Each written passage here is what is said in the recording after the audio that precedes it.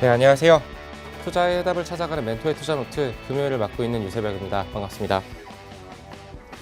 네, 어저께 상승을 좀 뒤로 하고 어저께 상승폭을 좀 축소를 시켜놓고 오늘 좀 시장은 좀 아쉬운 모습을 많이 보여줬는데 그래도 이 긍정적으로 해석을 하는 분들이 많은 것 같습니다. 그 이유에는 마이크론 실적에 따른 반도체들이 좋아질 것 같다라는 예상들을 좀 하고 있고요.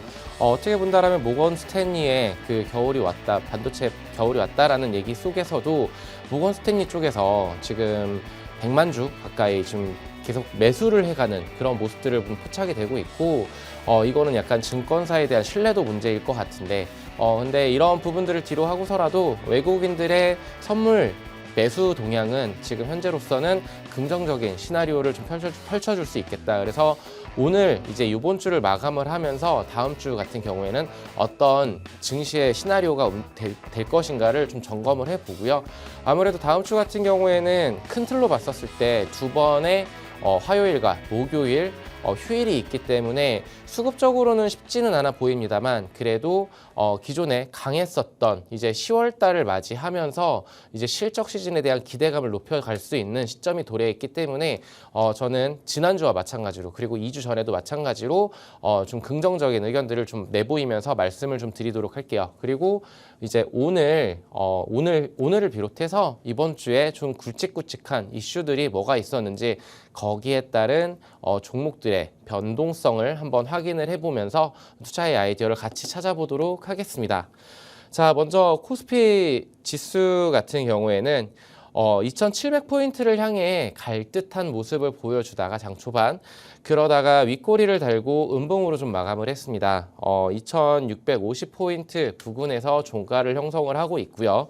그리고 코스닥 같은 경우에도 지금 780포인트를 뚫어주려고 하는 듯 하다가 저항 라인이 61선의 저항을 맞고 지금 774포인트 부근에서 종가를 형성을 했습니다. 업종별로 본다라면은 오늘은 어떻게 보면은 화장품주 같은 중국발 후에 중국 정책 경기 부양 이런 기대감으로 인해서 화장품주들이 굉장히 많이 언론에서도 거론이 되고 있고 지금 긍정적일 것이라는 이런 얘기들이 쏟아지면서 화장품 관련 그리고 철강 화학 관련 해서 긍정적으로 주가들이 변동성을 키우는 모습들이 포착이 됐었고요. 그리고 이제 그의 반면에 그동안 강했었던 바이오라던가 그리고 이제 고개를 들어 올리려고 했던 어저께 강한 상승세가 나왔었던 이 반도체 같은 경우에는 조금은 아쉬운 모습들을 좀 보여줬습니다. 그런데도 2차 전지 관련해서도 지금 강보합권에서 마감을 하긴 했지만 지금 다음 주가 좀 더 기대가 되는 대목을 좀 하나씩 살펴보면서 말씀을 좀 드려보도록 할게요. 자, 첫 번째로는 반도체 이슈를 빼놓을 수가 없을 것 같습니다. 네, 마이크론 실적이 예상치를 상회를 하면서 호실적을 기록을 해주었는데 반도체에 어떻게 보면 지침, 내비게이션이 될 수 있는 반도체 업황에 대한 내비게이션이 돼줄 수 있는 게 마이크론 실적이라고 말씀을 좀 드리고 싶은데요. 왜냐면은 마이크론 실적이 그 어떤 기업들보다 가장 먼저 나오기 때문에 좀 우리가 참고를 해봐야 된다. 물론 TSMC를 참고를 해봐도 되겠지만 매달 발표되는 TSMC 실적을 확인을 해봐도 되는데 마이크론 실적이 분기 매출 77.5억 불을 이렇게 찍어주었고 시장 예상치를 상회를 했습니다. 어떻게 본다라면은 그 전에 전주에 있었었던 모건 스탠리에서 반도체의 겨울이 왔다라는 의견을 완전히 좀 뒤엎을 수 있는 완전 그런 얘기들이 좀 나왔다라고 봐주시면 될 것 같고요. 전분기 대비해서 10억 불이 증가를 했다라는 부분이 굉장히 긍정적으로 보여지고 있고 전년 동기 대비해서도 93% 거의 100% 가까운 그런 증가세를 보여주는 모습을 보여주었습니다. 뭐 EPS는 1.1불, 18불 이렇게 보여지고 있고요. 모두 다 어쨌든 그런 안 좋았었던 여론에서 좋은 여론으로 좀 변화시킬 수 있는 그런 변곡점이 되지 않았나라고 생각을 하고 있고 거기에 따라 어저께 SK하이닉스를 필두로 굉장히 강한 상승 탄력이 나왔었습니다. 근데 지금은 어떻게 본다라면 오늘 같은 경우에는 좀 쉬어갔죠. 그 부분은 지금 어떻게 본다라면은 저는 이제 숨고르기를 하고 있는 것이다라고 볼 수가 있고요.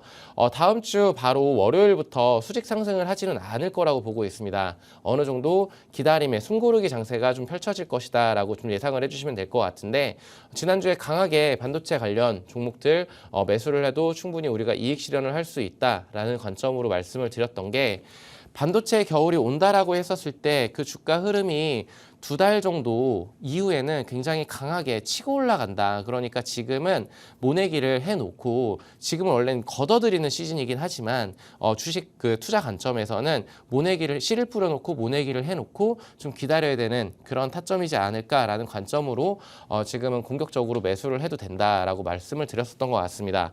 그래서 결론적으로 지금 어저께 실적이 잘 나왔고 거기에 따라 반도체 전반적으로 훈풍이 불고 있는데, 아직은 찬반 여론이 분분해요. 지금 겨울이 진짜 왔다라고 예견을 하는 전문가들이 있는 반면에, 그리고 애널들도 그 분석에 따라서 조금은 다른 입장들을 견해 차이를 보여주고 있습니다. 삼성전자 같은 경우에는 목표가 하향 리포트들도 줄줄이 쏟아지고 있고, 여기에서 투자를 어떻게 해야 될까라고 망설이시는 분들 같은 경우에는 지금 데이터 센터, 지금 백악관에서 먼저 M7 그 관련 CEO들을 불러놓고 데이터 센터, 중국과의 AI 경쟁 심화 이런 것들에 대해서 강력하게 드라이브를 걸고 있기 때문에, 그런 구축을 한다라는 점들은 결국에는 AI 관련해서 이게 거품론이 아니고 실제적으로 공격적인 투자가 단행되고 있고, 거기에 따라 HBM이라던가 여러 반도체 수요는 지금 굉장히 넘쳐나고 있다. 그렇게 생각을 해주시면 좋을 것 같습니다. 그래서 지금 엔비디아의 새로운 제품들이 계속 출시되는 만큼 SK 하이닉스도 오늘 좋은 뉴스들이 붙어주고 있는데요.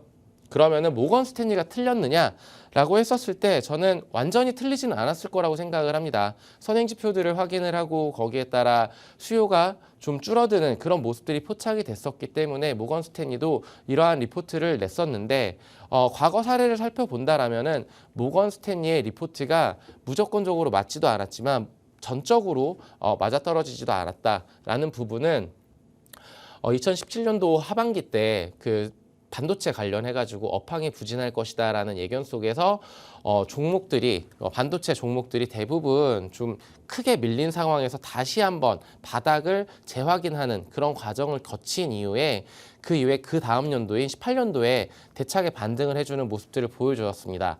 그리고 이제 2021년도죠. 21년도 9월경에도 반도체의 겨울이 찾아왔다.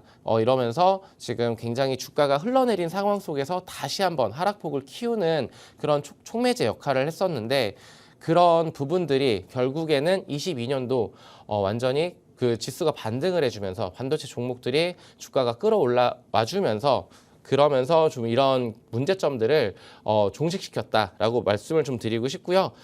그래서 지금 이제 반도체 겨울론은 이번에 틀렸다. SK 하이닉스 조금은 밝고 삼성전자는 조금 어둡다. 이런 의견들이 나오고 있는데, 지금 외국인들의 수급 상황을 보면은 3,800억 가까이 SK 하이닉스를 사들이는 모습들을 우리는 포착을 할 수가 있고, 삼성전자 같은 경우에는 아직은 순매수세로 돌아서지는 않았습니다. 그렇기 때문에 수급 현황들을 좀 살펴보시면서 SK 하이닉스가 지금 단기적으로는 좀 좋아 보이는데 계속적으로 대장 역할을 해줄 수 있을 건지, 지수 전반적으로 반도체의 온기를 집어넣어 줄지는 외국인 수급 동향을 한번 꼼꼼하게 살펴보시면서 다음 주에도 반도체 관련 저는 탑픽으로는 SK 하이닉스와 그리고 19만 원대를 돌파한다면 다시 한번 정고점 트라이를 할 거라고 생각을 하고 있어요. 그래서 SK 하이닉스 그리고 한미 반도체 관련해가지고 좀 긍정적으로 바라보고 있으니 이 종목들 한번 꼼꼼하게 살펴보자라고 말씀을 드리도록 할게요.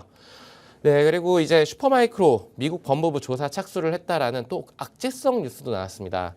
뭐 반도체 관련해서 호재가 나오면 악재도 터지고, 악재가 나오면 그 다음에 다시 호재가 터지고, 코에 걸면 코걸이고 귀에 걸면 귀걸이라고 생각을 할 수도 있을 것 같은데, 이와 관련된 우리 반도체 전반적으로의 타격 자체는 저는 극히 제한적일 거라고 생각을 하고 있습니다. 러시아에서 제재 위반 가능성도 보여지고 있고, 한 달 전 공매도 보고서에 해당 내용이 언급된 적도 있고, 그리고 과거에 핵의 부정 전력도 있어서 슈마컴 관련해 가지고는 조금 안 좋은 타격적으로 그 자체 종목으로는 좀 안 좋은 이슈가 터지긴 했지만 그래도 이제 반도체 전반적으로의 타격을 주기에는 이 재료 자체는 한 종목에 국한된 그리고 슈마컴 관련된 연결된 종목들이 극히 제한적이기 때문에 이런 부분들은 크게 염려하지 않으셔도 될 것 같다라고 얘기를 좀 마무리 짓도록 하겠습니다. 자, 다음으로 살펴볼 이슈는 미국과 중국 여기가 이제 계속적으로 그 치고받고 있죠. 근데 이제 소리 없는 전쟁이라고 하죠. 무역 전쟁이기도 하고 디스플레이 제재를 한다라는 소식 속에서 미국 하원 존 물레나가 이제 중국 특위 위원장 미국 국방부에 서한을 보냈는데 무슨 내용이었냐라고 하면은 미국에서 미국 무기 체계에 중국의 디스플레이가 들어간다라면은 이거는 국가 안보적으로 굉장히 위협이 될 수 있다. 거기에 무언가를 심어놓을 수도 있고 중국에서 그런 기술력들을 빼갈 수가 있는 그런 것들 때문에 안보 문제 이런 것들과 결합시켜서 그런 것들에 대한 중국에 대한 제재가 들어갈 거다라고 하는데 일각에서는 우리나라 디스플레이가 세계 강국임에도 불구하고 28년도가 되면은 중국이 우리를 OLED 시장에서 앞지를 수 있다라는 평가도 있습니다만 지금 단기적으로는 지금 LG 디스플레이를 비롯해서 우리나라 OLED 관련 종목군들이 이런 이슈가 터져주면서 지금 전반적으로 좋은 긍정적인 흐름들을 어저께 연출을 했고 오늘은 그 상승분을 조금은 반납은 했지만 다음 주에도 한번 좀 살펴봐야 된다라고 말씀을 좀 드리고 싶어요. 그래서 OLED를 투자를 하자라고 말씀을 드리기는 조금은 빠른 듯 하지만 지금 이제 계속적인 추이를 좀 살펴봐야 될 것 같아요. 결국에는 실적으로서 증명을 해보이냐 LG 디스플레이는 지금 현 구간에서 지금 공장도 매각을 했다라는 소식이 들려지고 있고 그런 부분들을 있으니 지금 관심 있게 종목의 주가 추이를 살펴보시는 것도 좋을 것 같다라는 말씀을 좀 드리고 싶고요.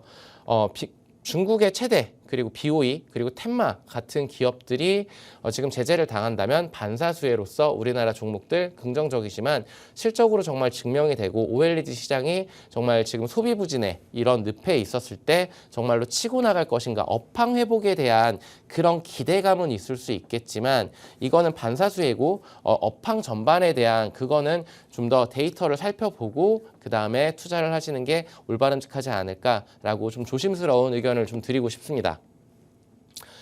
자, 그리고 어저께에 이어서 오늘도 강한 그 모멘텀으로 작용을 했던 메타 커넥트 관련해가지고 꿈의 스마트 안경 어떻게 본다라면 이거 뿔테 같이 생겼잖아요. 좀 크게 생겼고 이제 안경에서 검사하는 그런 장비 같이도 생겼는데 젠스장 CEO도 굉장히 획기적이고 정말 극찬의 감탄을 자아냈었습니다. 근데 새로운 MR 기기 시제품인 오라이언이 공개가 됐고 저가형 보급품도 지금 공개가 됐습니다. 그런 상황에서 양산에 돌입하고 시중에 판매가 되고 있지는 않고 있지만 가격을 낮춘 MR 기기 보급형 퀘스트 3가 공개도 됐고 초소형 라마도 공개가 됐습니다. 이 스마트폰 다음 디바이스가 이제 어떻게 본다라면 이제 MR 기기가 될 거다라고 얘기가 이런 일각에선 이런 이슈들이 붙어주면서 오늘 맥스트라던가 자이언트 스텝이라던가 그동안 땅굴을 파고 내려왔었던 흘러내렸던 이 메타버스 관련주들이 급등을 해주는 상한가를 기록하기도 하고 크게 올라와주는 모습들을 보여주고 있는데 이 종목들 같은 경우에는 지금 단기적으로 이 모멘텀을 받고 충분히 치고 올라갈 수 있다라고 생각은 합니다. 하지만 굉장히 그동안 큰 하락폭에서 어느 정도 이제 내려왔었다가 크게 반등을 해줬기 때문에 여기에서 탈출을 하려는 움직임도 많을 거예요. 그래서 악성 매물들을 소화하는 흐름들도 있을 수 있으니 트레이딩 관점으로 접근은 하시되 손절가, 익절가는 확실하게 지키시면서 좀 대응을 하시는 게 올바름직하지 않을까라고 말씀을 드리는 게 실적으로 증명을 해보이는 기업들이 없습니다. 아직은. 그래서 24년도 지금 하반기인데 지금보다는 25년도 내지는 26년도 이런 메타라던가 다른 빅테크에서 그런 것들의 MR 기기라던가 AR 기기라던가 이런 것들이 정말 실현이 되고 보여졌었을 때 대중들에게 선을 보이고 거기에서 매출이 찍어 나올 때 그때 관련 종목들이 수혜를 받을 수 있는지 그런 체크를 하시면서 중장기적인 투자 관점으로 좀 살펴보시는 것도 유효할 것 같다라고 좀 정리를 해드리도록 하겠습니다. 자, 그리고 많은 분들이 반도체 다음으로 궁금해하는 게 2차 전지죠. 2차 전지는 참 양치기 소년처럼 정말 잘 가다가 그동안 하염없이 1년 넘게 고생을 시켰던 그런 주식이지 않나, 그런 섹터였지 않나라고 생각을 하는데, 최근에는 뭐 전기차 화재라던가 그리고 전기차 판매 부진이라던가 안 좋은 뉴스들만 계속적으로 있다가 지금은 이제부터는 그러니까 저번 달부터는 더 이상 안 좋을 것은 없어라고 하면서 고개를 조금씩 들어 올리는 모습을 보여주고 있습니다. 자, 보면은 독일의 전기차 보조금이 부활하면 K배터리 투자 매력도가 올라간다라는 유진증권의 리포트가 나오고 있고요. 삼성 SDI가 이 속에서 수혜를 받을 것이다 라는 뉴스 기사를 확인을 해보실 수가 있을 것 같습니다. 그리고 독일 전기차 보조금이 부활한다라면 K배터리엔 긍정 요인, 증권계에서는 지금 계속적으로 이런 식의 리포트들이 쏟아지고 있고 2차 전지 관련해서는 우리는 이제 매수를 해야 되는 시점이다라고 굉장히 강력하게 얘기를 하고 있는데, 지금 자동차 전반적인 산업이 아무래도 그동안에 인플레이션과 그리고 이제 소비 심리의 위축이라던가 이런 것들 때문에, 고금리의 역할 때문에 자동차 판매량도 부진을 했고 전기차에 대한 불확실성이 굉장히 높았었기 때문에 산업 전반적으로 그렇게 좋지는 못했습니다. 그러면서 현대차가 글로벌 2위 기업으로 지금 올라갈 것이라는 일각에서의 얘기들도 있는데, 독일에서 3사, BMW, 벤츠 그리고 폭스바겐 그룹, 이와 관련해서 폭스바겐이 독일 정부에다가 전기차 보조금 복구 요청 계획을 발표를 했습니다. 그러면서 2차 전지 관련해서는 정말 이런 소식들은 훈풍을 받아낼 수 있는 그런 것들이긴 하지만, 미국에서는 지금 포드라던가 GM이라던가 미국 대표적인 양대 산맥이죠, 자동차. 그와 같은 종목들은 목표 주가가 하향됐습니다. 근데 전기차 관련해서는 테슬라가 다시금 고개를 들고 있는데, 지금 삼성전기 같은 경우에도 꿈의 배터리를 성공을 하고 있고, 전고체 관련해서는 지금 개발 단계지 양산에 들어갔고 여기에서 실적으로서 증명을 해 보이는 시점은 조금 이른 감이 없지 않을까. 그런 이슈는 지금 모멘텀 플레이는 할 수는 있겠지만, 이와 관련한 이슈들은 2차 전지를 가지신 분들이라면 체크는 해봐야겠지만, 좋은 뉴스가 있으면, 호재가 있으면 악재도 있다라는 부분들을 좀 꼼꼼하게 체크를 하셨으면 좋겠고, 그래서 좀 말씀을 드리고 싶은 게, 테슬라가 지금 8월까지는 계속적으로 전기차 판매량이 우하향 곡선을 그리다가 이제는 조금 고개를 들어 올리고 올라가려는 듯한 액션을 취하고 있습니다. 호실적 전망에 테슬라의 주가도 5% 가까운 상승세를 보여주고 있고요. 그리고 월가 기대치 대비해서 10만 대를 초과했다라는 부분들은 긍정적으로 바라보고 있으니 2차 전지 관련한 종목들을 보유하신 분들 같은 경우에는 지금 추가 매수 시점인지를 생각하시기보다는 조금 더 인내를 갖고 조금 기다려 봤다가 공격적으로 투자를 들어가자. 추후에 좀 더 확인된 이후에 들어가자. 왜냐면은 10월 다음 주면은 이제 실적 시즌이 도래를 합니다. 거기에 따라 이제 변동성을 확대하는 구간이 보여질 것이기 때문에 모멘텀 플레이보다는 실적 기대감 이런 걸로 좀 이제 시장 대응을 하셨으면 좋겠다라고 말씀을 드리겠습니다.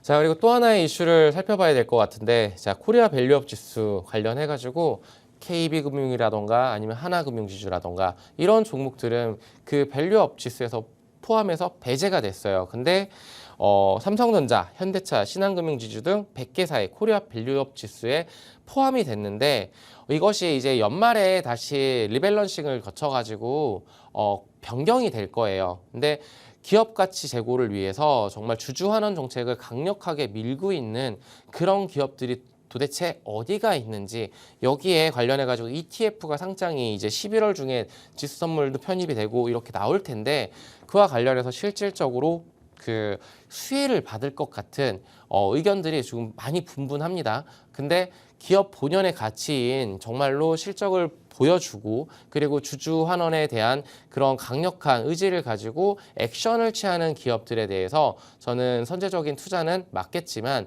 그렇지 않은 종목들에 대해서는 무조건 밸류업 지수에 포함됐다라고 해서 투자를 하는 것은 조금 약간 우매한 짓이지 않을까라고 생각을 합니다. 그렇기 때문에 투자를 함에 있어서 좀 더 차분하고 꼼꼼하게 이렇게 투자가 들어가셨으면 좋겠다라고 말씀을 드리겠습니다. 자, 그래서 결론적으로 말씀을 드려서 반도체 공급 가행은 저는 아직은 아닐 것 같다라고 말씀을 드리고 싶고 수요가 지속적으로 늘어날 것이라는 좀 의견에 좀 더 무게를 싣고 있습니다. 제 개인적인 의견이기도 하지만 그래도 이제 투자자분들이 어떤 생각을 하시냐에 따라 다른 관점이 될 것 같아요. 모건 스탠리는 그렇게 말을 했지만 외국인들은 지금 매수세로 들어와 주고 있고 선물 지수도 지금 올라가고 있고 그렇다라면은 다음 주 이제 두 번의 휴일이 있겠지만 수급적으로 크게 들어오지는 못할 수도 있겠지만 그리고 미국 증시 같은 경우에도 정고점을 향해서 다가가고 있어요. 근데 여기에서 한 템포 쉬어가는 흐름이 나올 수도 있습니다. 그래서 지금 이제 10월 8일 정도까지 반도체 관련해서 좀 한번 제대로 종목들을 선별을 하고 그 투자를 해보자라고 말씀을 드리고 싶고요. 슈퍼마이크로 컴퓨터 이슈는 지속적으로 주목은 해봐야 되겠지만 단발성으로 좀 끝날 여지가 좀 높지 않을까. 단기적으로 살짝의 여파는 없을 수는 없을 것 같아요. 근데 그 여파는 아주 파급력은 크진 않을 것이다 라고 정리를 해드리겠고요. 중국 경기 부양책으로 인해서 화장품, 철강, 화학 이런 섹터들 관련주들 다시 한번 살펴봐야 되겠지만 지금 확실하게 중국이 경기 부양책을 썼었을 때 2005년, 2015년 그리고 이제 2025년도 정말 치고 올라갈지는 과거에서는 올라갔었는데 이번에는 어떻게 될지 모르겠어요. 지금 극심한 좀 침체 구간을 지나가고 있었기 때문에 여기에서 중국 정부가 190조 가까이를 풀어댄다라는 거는 근데 우리 기업들한테 정말 호실적이 나올 것이냐를 봤었을 때 좀 다시 한번 꼼꼼한 체크가 필요하다라고 말씀을 드리겠고요. 2차 전지 훈풍 지속되고 있습니다. 근데 저는 약간은 보수적인 관점으로 좀 더 돌다리도 두들기면서 넘어가자라고 말씀을 드리겠습니다. 그래서 다음 주에 고용만 좀 무사히 좀 넘어가 준다라면 미국 증시도 다시 정고점을 향해서 나아갈 거고 그리고 우리나라 증시도 그 훈풍을 받아서 치고 나갈 것이다. 이렇게 예상을 하고 있습니다. 그래서 전반적으로 지금 이제 2700포인트까지는 저는 지수가 우상향할 것이라고 생각을 하고 있기 때문에 투자에 대해서 너무 그 두려움을 가지지 않으셨으면 좋겠고 매수 의견이 나올 때는 그때는 조금은 차익 실현을 하시고 매도 의견이 나온다라고 할 때는 공격적으로 투자가 들어가도 나쁘지 않을 것 같다라고 말씀을 드리겠습니다. 그럼 저는 잠시만 쉬었다가 섹터 관련해서 브리핑을 좀 드리도록 하겠습니다.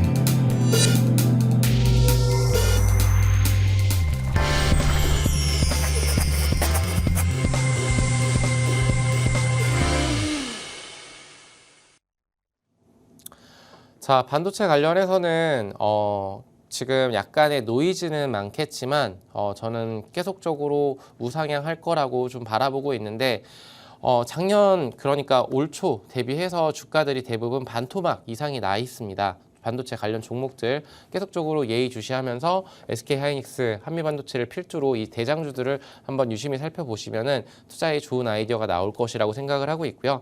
반도체가 이렇게 가려면은 그 전에 앞서서 이제 AI 붐이 정말로 거품이 아니었었다라는 것이 증명이 돼야 될 텐데 그런 해답은 미국에서 벌써 나왔다라고 볼 수 있을 것 같습니다.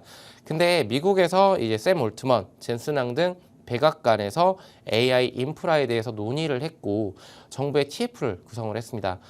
산업적으로도 지금 기대감이 많은 상황 속에서 기업들이 투자를 공격적으로 하고 있는데 여기에서 정부까지도 지원을 해주는 산업은 저는 치고 나갈 수 있는 여건이 완벽하게 삼박자가 맞아 떨어졌다라고 생각을 해볼 수가 있을 것 같고요.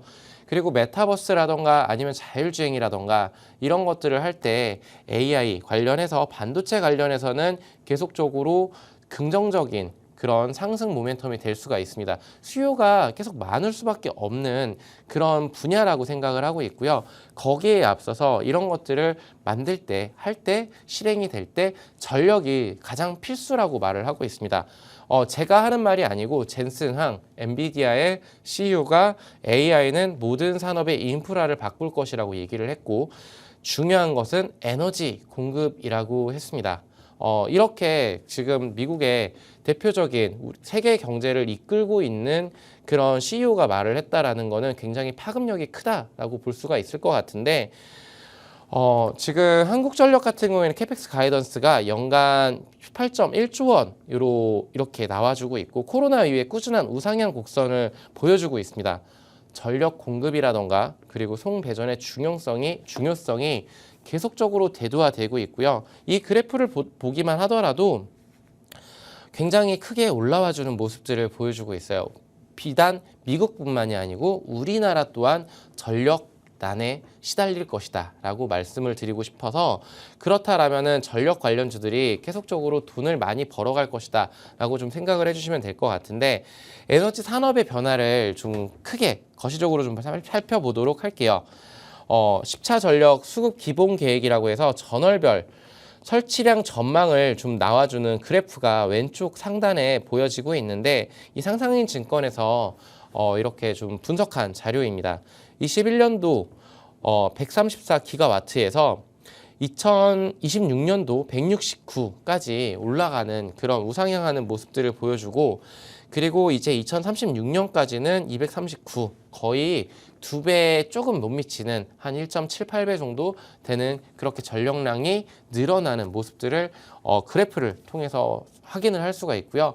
이 증권사의 이런 리포트들을 봤었을 때 대부분이 그 예상치의 가이던스에 어느 정도 부합은 합니다. 완벽하게 맞아떨어지진 않겠지만 예상치이기 때문에 어느 정도 근접한 수치를 보여준다라는 부분들을 좀 체크를 좀 해보셔야 되는 게 된다라고 말씀을 드리고 싶고요. 그래서 신재생 에너지 관련해서도 해리스 관련주로 부각이 되면서 지금 CS 윈드라던가 아니면 태양광 관련해서 그런 종목들이 조금 변동성을 좀 키워주는 그런 시점에 있는데, 태양광, 풍력, 수력, 연료전지, 기타 이런 관련된 에너지 섹터들도 지금 굉장히 수급적으로 나쁘지 않은 상황들을 보여주고 있습니다. 물론 변동성을 크게 키웠었던 원자력 같은 경우에는 크게 올라갔다가 크게 밀렸다가 다시 조정 구간을 거쳐서 다시 고개를 들어 올리려고 하는 그런 모습들을 보여주고 있는데, 주가라는 것은 언제나 말씀을 드리지만 계속적으로 다이렉트 수직 상승을 하진 않습니다. 올라갔으면 다시 한번 내려왔다가 내려왔으면 다시 올라가고, 약간 파도의 흐름과 똑같다라고 생각을 하시면 될 것 같아요. 네, 많은 투자자분들이 그거를 느끼시고 계실 텐데, 그렇기 때문에 전력 인프라 구축 관련해가지고는 전환이 굉장히 시급한 상황이고, AI 데이터 센터 관련해서 계속적인 지속 모멘텀이 있으니 우리는 이쪽을 전력을 지금 눌림목이 왔을 때 혹은 치고 나갈 때라도 계속적으로 예의주시를 해야 되는 섹터로 말씀을 좀 드리고 싶어요. 그래서 지금 변압기 용량이 이제 일반 데이터 센터보다는 AI 데이터 센터 같은 경우에는 변압기 용량이 약 20배가 높다라고 합니다. 그리고 미국에서는 유럽으로 전력기기 수요가 빠르게 확산 중이라는 점, 향후 10년간 전력 수요가 20년 대비해서 2배가 증가될 것이라고 지금은 예상을 하고 있습니다. AI 센터, 데이터 센터 확대라는 거는 이제 초고압 변압기 수요가 급증을 할 것이라고 생각을 해주시면 될 것 같고요. 그래서 초고압 변압기 같은 것들을 납품하고 만들고 납품하는 그런 회사들, 그런 것들을 구축하는 회사들, 그리고 수출을 할 수 있는 역량을 가진, 기술력을 가진 종목들을 우리는 살펴봐야 된다라고 말씀을 드리고 싶고요. 빅테크들은 벌써 선제적으로 에너지 관련해가지고 신재생이라든지 아니면 원자력이라든지 이런 그런 기업들의 아예 지분 투자를 들어가거나 아예 인수를 해버리거나 공격적으로 그런 것들의 모습들이 포착이 되고 있습니다. 그래서 가동 시점을 앞당기려고 하고 있고, 안정적으로 데이터 센터 구축을 하면서 옆에서 전력을 끌어다 쓰려고 액션을 취하고 있다라는 점.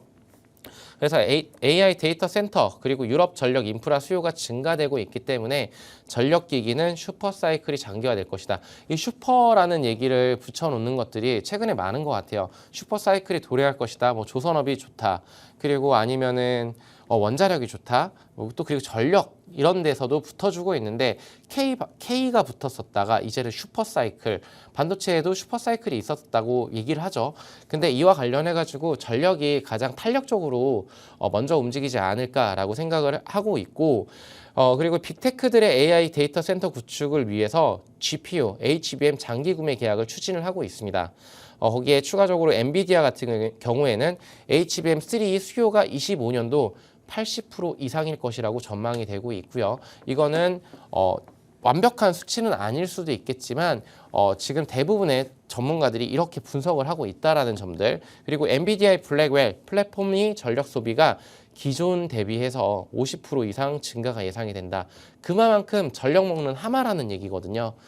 이 말을 왜 이렇게 어렵게 하느냐 보다는 기존에 나왔었던 뉴스 기사를 보시면서 투자 아이디어를 살펴가셔야 되는데, 그런 부분을 좀 더 강조하기 위해서 이렇게 말씀을 드리는 거고, 그리고 미국 같은 경우 우리나라도 마찬가지입니다. 노후화된 미국 손배전망 보수가 지금 확실하게 필요한 시점이 도래를 했고, 그리고 전력기기 교체 및 신규 주문이 지속적으로 늘어나고 있다라는 점들은 미국의 전력기기 관련주들이 지금 100% 이상 상승을 해주는 주가의 흐름과 동일하게 우리나라 종목들도 수출을 하는 종목들 같은 경우에는, 그리고 해외 수주 가능성을 열어둔 종목들이라면은 탄력적으로 움직일 것이다 라고 말씀을 드리도록 하겠습니다.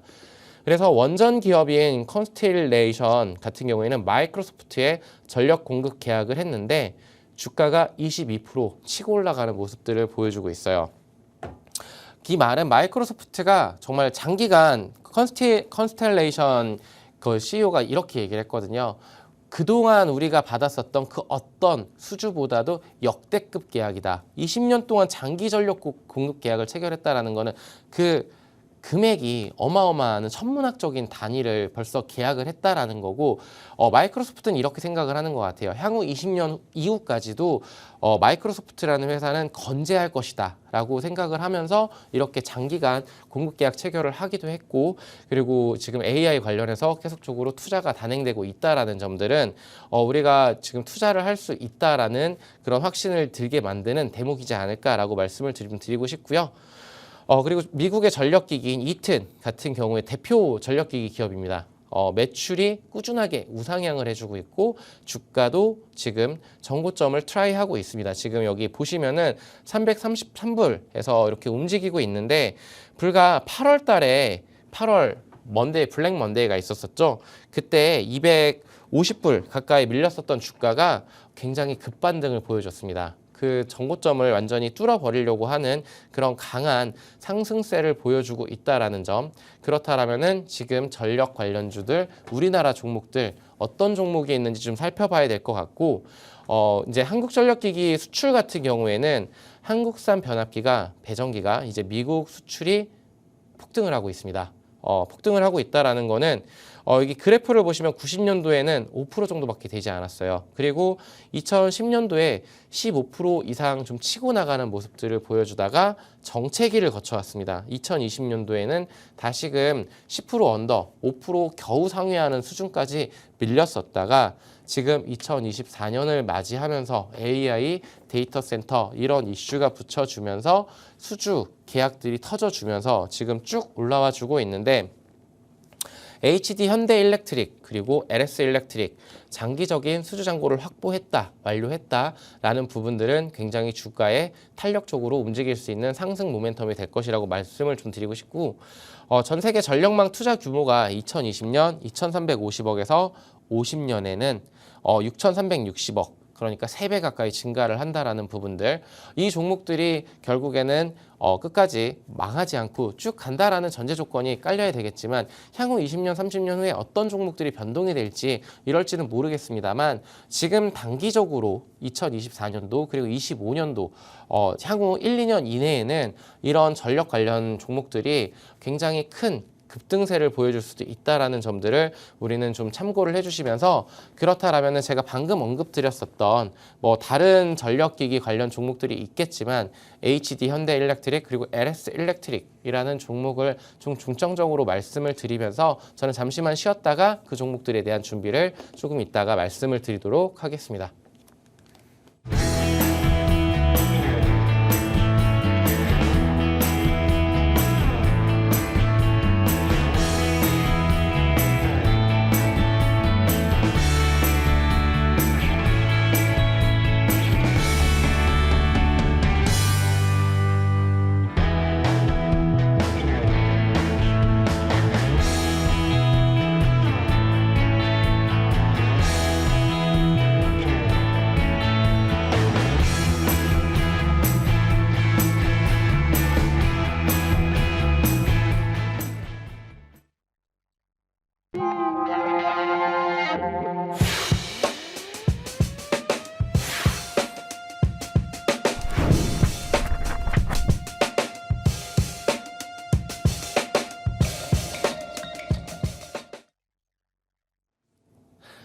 네, 오늘 그래서 이제 전력 관련 주들에 대해서 좀 살펴볼 생각을 하고 있는데, 자, 토픽주를 말씀을 드린다라면은 두 종목을 좀 가지고 왔습니다. LS 일렉트릭이라는 종목이고요.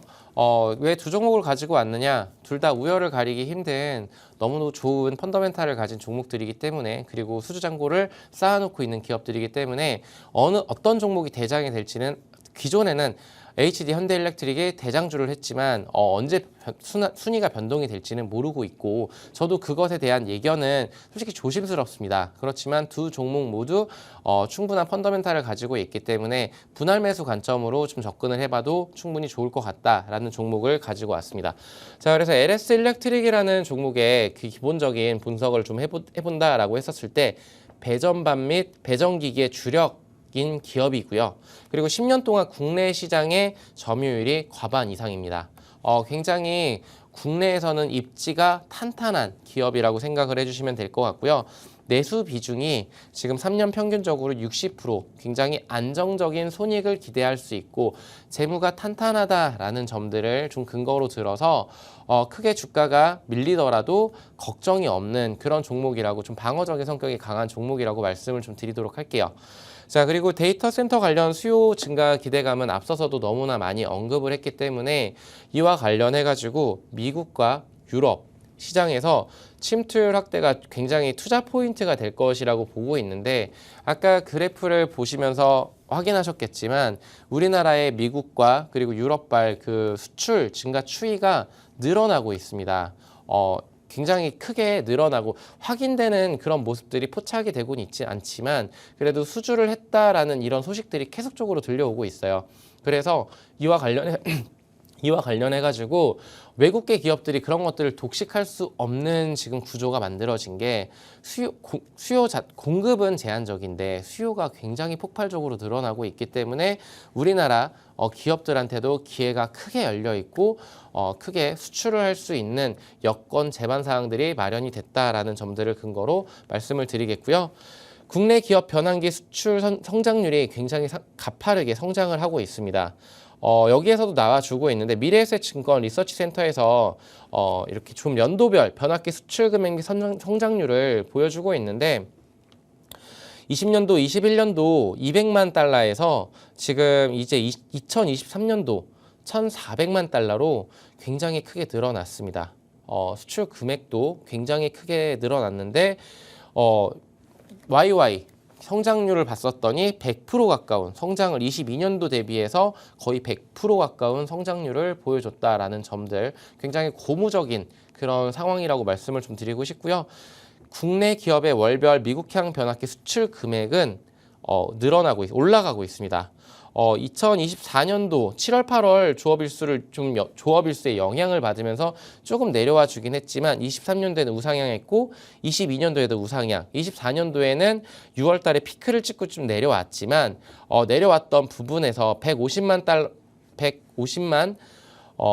달러에서 충분히 올라갈 수 있는 영향을 지금 마련을 해놨고요. 그리고 구리 가격과 북미 변압기 가격 추이가 지금 미국 쇼티지가 극심하고 있기 때문에 구리 가격은 지금 선물 가격이 다시금 내려왔다가 다시 올라가고 있는데 변압기 가격이 거기에 따라서 같이 올라가지고 있습니다. 이 스프레드 마진이 좀 축소가 됐다라는 점, 그리고 그거를 가격 정가를 할 수 있다라는 점, 이거는 기업의 영업이익률을 올릴 수 있는 긍정적인 포인트로 해석을 해보실 수가 있을 것 같습니다. 그래서 미국 전력망 개보수 및 데이터 센터 확충에 따른 쇼티지 수혜가 확실하게 예상이 되는 만큼 우리는 이 종목을 좀 관심 있게 지켜봐야 될 것 같은데, 투자 포인트는 이렇습니다. 안정적인 내수 점유율을 유지해서 안정적인 재물을 기반으로 해서 우리가 분할 매수로 지금 접근을 해봐도 되는 종목이라고 말씀을 좀 드리고 싶고요. 두 번째는 해외 수출이 전반적으로 큰 틀에 봤었을 때 늘어나고 있다는 점을 우리는 확인을 했는데, LS 일렉트릭이 작은 기업도 아니고 굉장히 해외 수주를 잘 따오려고 지금 열심히 잘 하고 있기 때문에 해외 수출 매출이 확실하게 증가세를 기록을 하고 있다라는 점, 그리고 매출액 대비해서 수출 비중의 증가세가 늘어나고 있다라는 점은 굉장히 긍정적인 신호탄으로 보여지고 있습니다.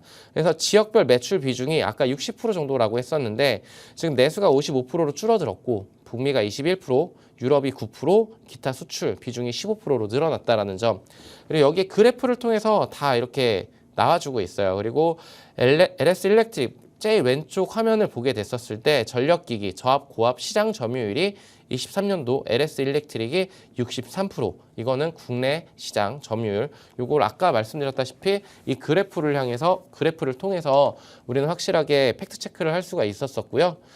그리고 이제 LS 일렉트릭 공장 증설이 가장 중요할 텐데, 수요가 늘어나는 만큼 공급량도 늘어나야 되잖아요. 그와 관련해 가지고 캐파 확대 계획이 있습니다. 그래서 주요 내용으로는 진공 건조로가 증설이 되고 있고, 조립 공정 효율화를 통해서 초고압 변압기를 생산하기 위한, 그래서 투자를 1,000억 원 이렇게 해가지고 25년도 10월 달에 그것이 완료가 됩니다. 그러면은 지금 1,800억 원의 연간 매출 기준의 캐파를 지금 6,000억 원까지 거의 3배 이상으로 끌어올릴 수가 있다라는 점, 계속적으로 공장 가동률은 늘어나고 있는데 캐파 증설에 따라서 여기에서 이제 다시금 추가적으로 매출이 찍어 나온다면은 그때 공장 가동이 계속되면서 수출을 하거나 내수에서 탄탄한 그런 것들이 만들어진다라면은 LS 일렉트릭의 주가는 리레이팅이 완전히 될 것이라고 생각을 하고 있고요. 지금 전기 인수 및 초고압 변압기 공장 증설 같은 경우에도 연간 매출 기준 캐파가 500억 원에서 27년도에는 1,000억 원까지 늘어난다라는 그래프를 차트를 우리는 표를 확인을 할 수가 있습니다. 그래서 KOC 전기 인수가 공장 확보를 했고, 부산 초고압 변압기 공장을 증설하고 있고, 초고압 변압기 생산이 캐파가 2배 이상 확대가 된다라는 점, 증가하는 수요에 맞춘 공급망 확충 노력이 지금 단행되고 있기 때문에 지금 저는 LS 일렉트릭을 좀 긍정적으로 바라보고 탑픽으로 추천을 드리는 바, 미국과 유럽 넘어서 동남아에도 진출을 하고 있다. 이거는 굉장히 재료가 많다라는 거는, 수출의 모멘텀이 크다라는 거는 저는 주가가 올라갈 수밖에 없는 그런 요인이지 않을까라고 말씀을 드리고 싶습니다. 그리고 미국 법인이 지속적으로 성장이 된다, 이런 것들에 주목을 해보자라고 보면서 주가 흐름을 좀 살펴보도록 할게요. 전력 관련해서 지금 주가가 한동안 22년도, 23년도 정말 재미없는 흐름들을 보여줬습니다. 10만 원을 돌파를 했던 부분들은 있었을지 모르겠지만 23년도에, 근데 주가는 다시금 7만 5천 원 부근에서 기간 횡보를 하다가 그 이후에 10만 원을 돌파를 해주더니 24년도 AI 관련한 붐이 일어주면서 10만 원을 돌파를 하더니 27만 원까지 너무도 크게 300% 가까이 상승을 해주는 모습들을 보여줬어요. 그 이후에 쭉 크게 상승을 해줬다가 조정 기간을 거쳐서 다시 정고점을 높여가면서 올라가려는 듯 하다가 크게 깊숙한 조정이 들어왔습니다. 그러면서 현재는 주가가 이 17만 5천 원과 12만 5천 원 이 밴드 안에서 움직이고 있는데, 저는 여기 가격대를 단기적인 트레이딩 관점으로 접근을 하신다라면은 15만 원대의 가격대를 지켜준다라는 전제 조건으로 18만 원 돌파를 지금 노려본다라면 충분히 기대 수익 이상의 수익을 올릴 수 있지 않을까라는 말씀을 좀 드리고 싶고, 장기적인 긴 호흡으로 보실 분들은 12만 5천 원이라는 가격대를 지켜준다라는 전제 조건으로 충분히 정고점 트라이를 갈 수 있고, 내년에는 주가가 어떻게 변해 있을지 상당히 기대가 된다. 라고 말씀을 드리도록 하겠습니다. 자, 그리고 이제 마지막으로 한 종목 더 보도록 할게요. HD 현대일렉트릭 같은 경우에는 경쟁사 대비해서 확실한 전력기기 사업 비중, 매출 비중이 80%라는 것들, 이런 것들의 투자 포인트를 확인하실 수가 있고, 업황 수혜를 확실하게 반영을 하고 있습니다. 상승 탄력의 가산점을 좀 줘야 되는데 그동안 대장주 역할을 해주고 있었어요. 초고압 변압기 쇼티지 수혜가 있고, 아까 LS 일렉트릭과 투자 포인트가 굉장히 흡사합니다. 그리고 3년간 타이트한 공급 유지로 높은 수주 단가를 유지한다라는 거, 이 부분이 가장 강력한 상승 모멘텀이 되지 않을까. 너무나 잘 팔리고 있기 때문에 수주 단가가 높다라는 거, 그리고 유럽에 장기 공급 계약 체결을 했다라는 견조한 수요, 이런 부분들이 강력한 투자 포인트가 될 것이라고 보고 있고, 꾸준한 성장, 높은 영업이익률, 이런 것들이 LS 일렉트릭과 누구 하나 HD 현대일렉트릭과 둘 다 우열을 가리기 힘든 그런 탤런트를 가진 좀 탈방미인의 그런 모습들을 지금 갖춰주고 있습니다. 그래서 국내보다는 해외 매출에 집중한 수익 구조, 그렇기 때문에 좀 더 다이나믹한 그런 변동성을 키워오면서 대장주 역할을 하지 않았었나라고 보여지고 있고요. 배정기기 시장으로의 사업 확장도 좀 주목을 해봐야 된다라는 점들을 들어서 HD 현대일렉트릭 같은 경우에 주가 흐름을 좀 보도록 할게요. LS 일렉트릭과 마찬가지로 오늘 조정이 들어왔습니다. 어저께 상승분을 반납을 해주면서 조정이 들어왔는데, LS 일렉트릭 같은 경우에는 올라갈 수 있는 룸 자체가 굉장히 높아요. 근데 HD 현대일렉트릭 같은 경우에는 정고점이 굉장히 클로즈합니다. 가깝다라는 얘기. 그렇기 때문에 그동안 시장에서 굉장히 강하게 올라왔었기 때문에 고점 부담에 대한 그런 것들이 조금 부담은 다소 있을 수 있겠지만, 저는 이렇게 차트를 줄여서 봤었을 때도 지금 역사적인 신고가 갱신을 좀 노려보고 있어요.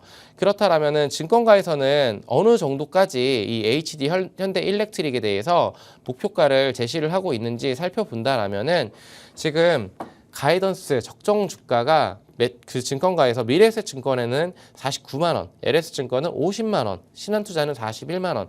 지금 현재 주가 레벨이 32만 원대임을 감안을 했었을 때 추가적인 볼륨, 그 역사적인 신고가 갱신이 추가적으로 10만 원 가까이 더 이상 룸이 열려 있다라고 지금 분석을 해주고 있습니다. 40에서 50만 원 그 사이로 이 밴드가 형성이 타겟팅이 되어 있기 때문에 지금 현재 주가가 이제 31만 원 부근까지 좀 밀려 있는 상황 속에서 저는 30만 원이라는 지지 라인을 지켜준다라면, 단기적으로 여기만 지켜준다라면은 전력 관련해서는 지속적인 수급들이 그 기관에서도 계속적으로 들어와주고 있고, 외국인들은 넣었다 샀다 팔았다 이걸 반복하고 있긴 하지만, 저는 긍정적으로 좀 바라볼 수 있지 않을까라고 생각을 하고 있어서 저평가 지금 많이 눌려 있는 LS 일렉트릭을 선호하시는 분들, 혹은 지금 많이 주가가 올라왔지만 올라갈 수 있는 룸 자체가 열려 있는 HD 현대일렉트릭 두 종목 모두 탑픽으로 좀 제시를 드리면서,